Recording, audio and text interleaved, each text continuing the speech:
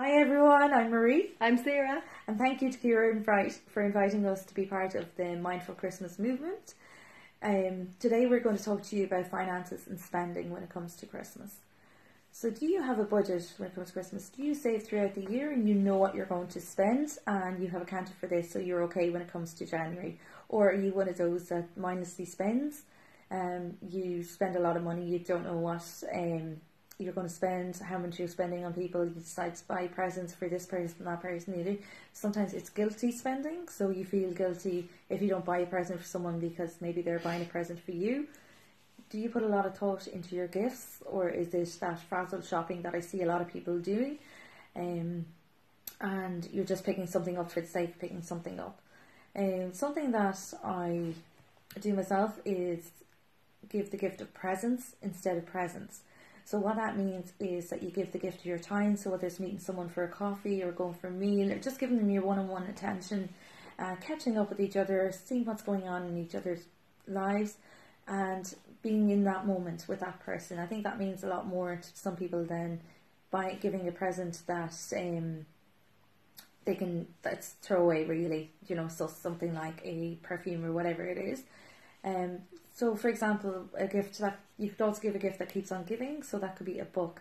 So whether that's on a subject they are interested in, history, whatever, something that they can learn from, or a cooking lesson or an experience, something like that. So if it's a cooking lesson that they could learn to cook this dish, then they can invite all their friends around. So it's a gift that keeps on giving and they're sharing with other people.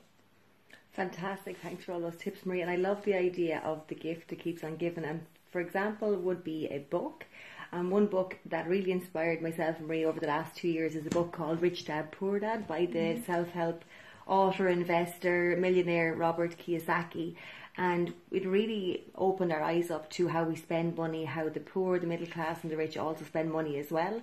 And we're really trying our best to elevate the financial well-being of society through little events we run throughout the year between Galway and Dublin, and they're called Cashflow. The board game is called Cashflow as well, and basically what happens in that time frame as you're playing the game is you start off with the regular 9-to-5 job. You could be a nurse, you could be a mechanic, and then you learn about financial strategies, and the big goal is to get out of the rat race, and that means that you have more coming in terms of investments through your assets portfolio than you have going out in expenses, your day-to-day or monthly household expenses.